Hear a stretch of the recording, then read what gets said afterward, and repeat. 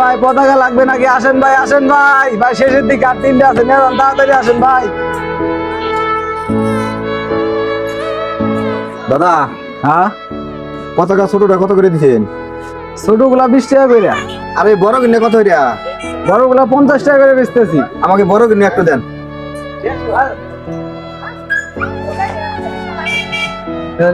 এই যে দেন।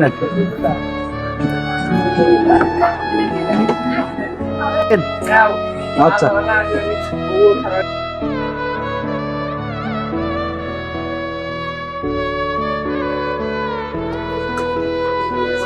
এ গেদা, তুমি আঙ্গের দেশের পতাকা করে নিচে করে করে নিয়ে যাও কা? আঙ্গের দেশের পতাকা সবসময় উঁচা করে নিয়ে যাবে। তুমি এই দেশের পতাকার মর্ম বুঝো? সবসময় উঁচা করে নিয়ে যাবে।